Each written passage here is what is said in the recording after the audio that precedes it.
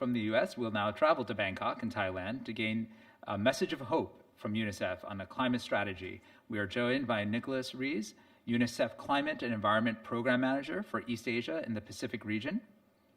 Nicholas previously led the global research and advocacy agenda on climate and environment for UNICEF, and now forged new partnerships between UNICEF and climate-focused organizations.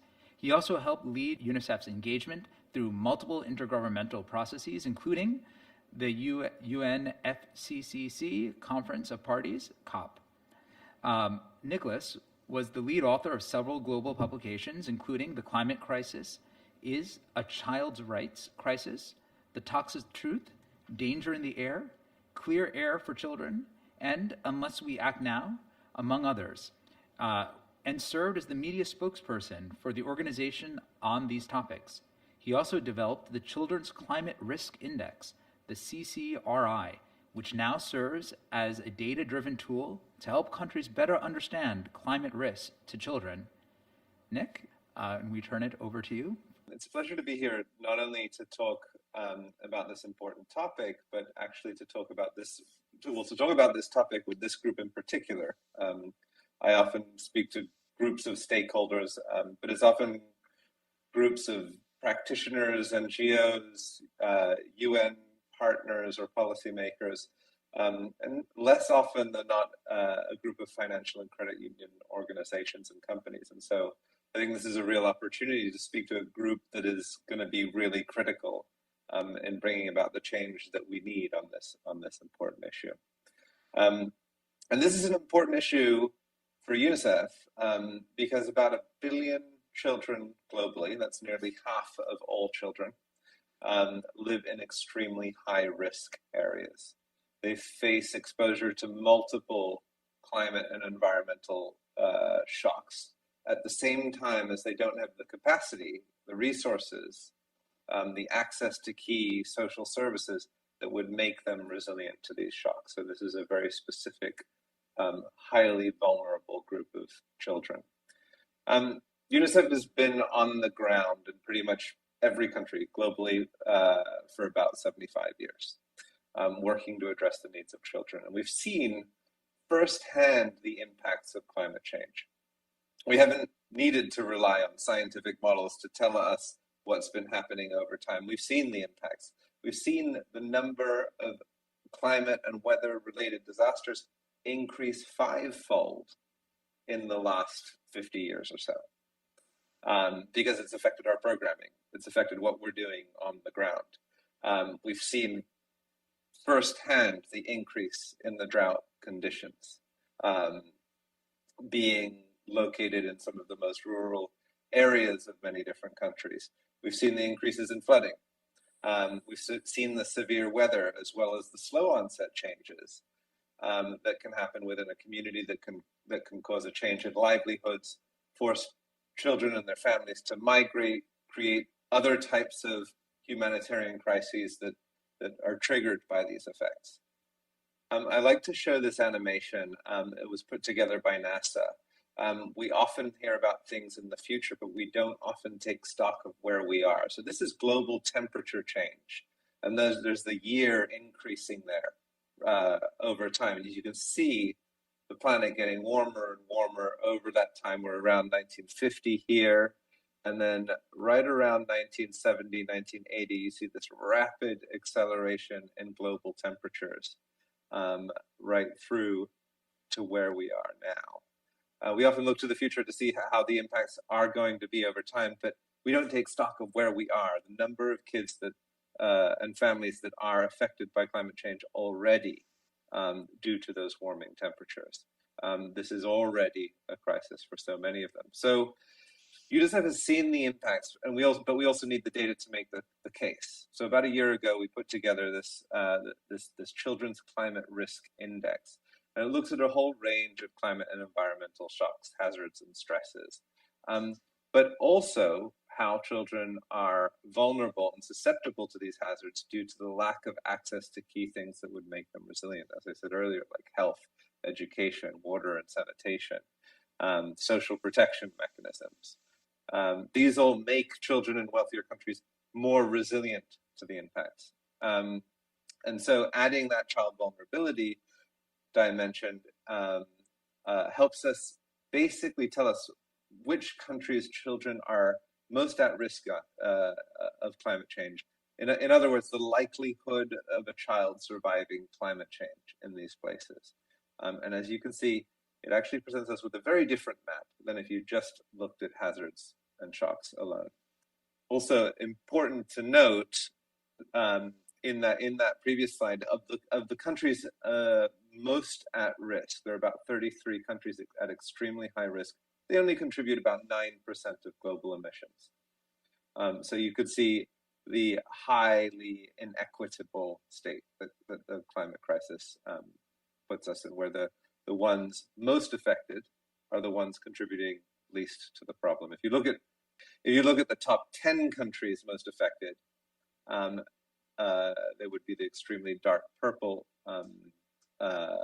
countries here.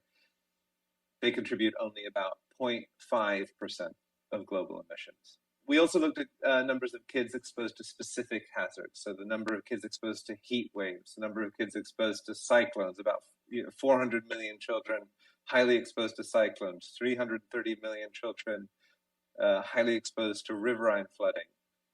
Actually, around 90% of children live in areas where the air is above World Health Organization standards for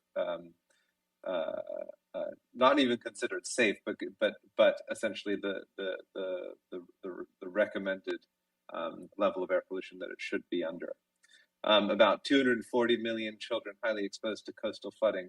We also looked at the number of kids that are exposed to more than one of these shocks, hazards, and stresses at the same time.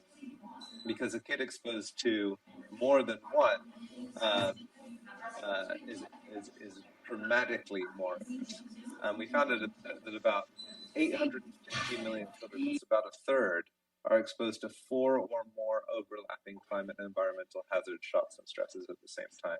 About 330 million children exposed to 5 or more. You might ask, what does that mean? The overlapping, consecutive, and frequent shocks and hazards drastically erodes a child and their family's coping capacities to manage the next one. And really what this does is it exacerbates the inequality that might already be present between wealthier children and poorer children.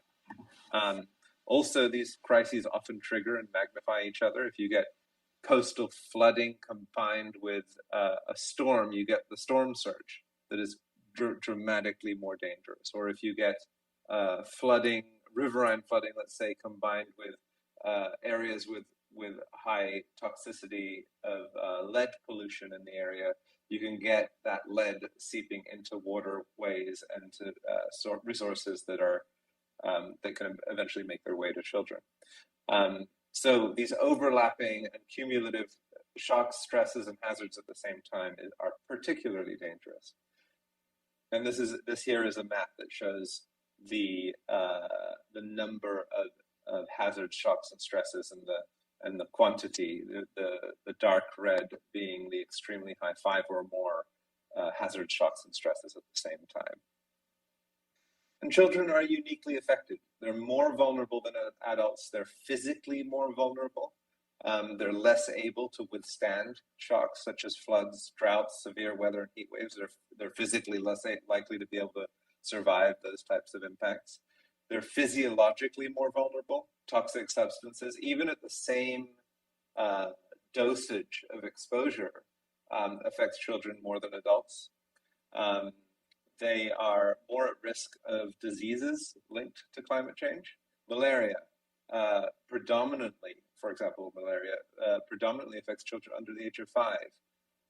The vast burden, the global burden of disease associated with climate change, about 90% of the global burden of disease is borne by children under the age of 5. And children have their whole lives ahead of them. So they are deprivations in this critical window of growth and development, where their organs are growing, brains are forming, neural connections are being made, exposure to harmful toxic substances, forms of pollution, severe weather, drought, flooding can cause disruptions in their learning that can have a lifetime of lost opportunity. But of course, there are reasons for hope, and working in this area at UNICEF for quite a long time, I can say that there are a handful of things that give me certainly a lot of hope. So one, educating all children on climate. Research has shown us that one study looked at the about 16% of high school students in high and middle income countries receiving climate education. That can help create the conditions for about a 19 gigaton reduction in CO2 by 2050. And just to put that in perspective, that's about half annual levels of CO2. 19 gigatons is about half the global amount at current rates. Education also means providing children and young people with the resources, the knowledge, the evidence, the science, how the planet works, how human activity is affecting the planet, helping to dispel any kind of misinformation that's out there. It also helps children and young people understand better how to prepare for themselves in the case of a flood, fire, hurricane. Understanding the relationship between the climate crisis, biodiversity loss, plastics, and other forms of pollution, how that affects their health and the climate systems, and providing solutions for their actions so that children and young people can start making a meaningful change in their own communities. And a universal climate curriculum would also just help create a common language between children and young people, a really good starting foundation for preparing them to deal with the crisis, unfortunately, that we adults have bestowed on them. So that gives me a ton of hope that we could potentially do something in terms of educating all children. Others, similarly, scaling up proven early warning systems. We already know about a lot of the projected long-term impacts, and there's a ton of new technology that can help us better predict impacts in the near term. We just need to scale these up. There's a lot of this is simply improved communication systems within countries. 24-hour notice of an impending storm or heat wave, or even an air pollution event can reduce financial damages, saving countries, communities a lot of money. Feeding all children sustainably. In order to feed the world's 2.3 billion children and ensure they have healthy diets and nutrition in a sustainable and climate-friendly way, a globally coordinated drive to do this, similar to the education, could be incredibly impactful. It would be impactful both for the environment as well as providing children with the nutrition they need and the healthy habits and the lifestyle that they need to actually be more resilient to the impacts of climate change. Providing a climate safety net, a social protection safety net for all children. We do this in economic shocks. In the global financial crisis 2008, social protection systems were radically expanded around the world, helping to provide that buffer. We need the same types of things, but for climate shocks, in order to protect livelihoods and to make sure that we don't cause children and their families to enter poverty traps and cycles. There's a lot that we can do to become more aware about air pollution.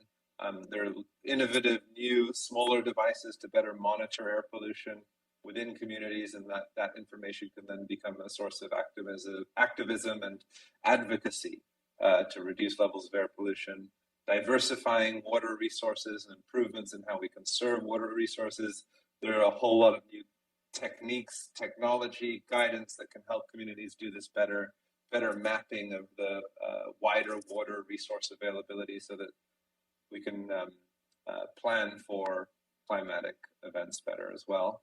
And finally, of course, last but not least, young people themselves. Young peoples are innovators by nature, and they bring so much of this to the table. And one of the most single moments that give me the biggest hope is I've been to a lot of the conference of parties. I'm not at the current one in Egypt because of my new role here in Bangkok at the moment. But I've been to a lot in the past, and seeing young people up there making their voices heard, seeing the degree to which policymakers actually do listen. When they do listen, it's truly, truly inspiring. And that gives me a ton of hope, because I think young people are at the forefront, leading the charge on this crisis. It's our job to make sure we respond accordingly, give them the resources they need to address the crisis, and hear about the world that they are so worried that they're going to have to inherit from us. Calls to action. We have 4 broad calls to action: protect children from the impacts of and the devastating impacts of climate change, and adapt key social services. We need to prepare children to live in a climate change world. As I said earlier, this is providing them with the resources, providing them with the education, the skills, the knowledge to address the crisis. Prioritizing children and young people in climate finance and resources. We don't have enough money to address this crisis. We're woefully under budget, but we do need to make sure we increase that budget, as well as prioritize children and young people in that response. And of course, certainly last but certainly not least, we need to drastically reduce emissions and keep 1.5 degree targets alive. So thank you very much, and back to you. Thank you so much, Nicholas. I know that you have lots of optimism for the future. I think you're right. I think, first of all, I believe at UNFCU, the focus of our foundation efforts around women and children, and I do believe that even later today, we'll have a youth observer speaking at the end of our conference. And I think it's important for credit unions and all of us to focus on that next generation. And it's just really great to see both the advocacy and the work that you guys are doing, and that the young people are taking the lead. So we should probably just follow them.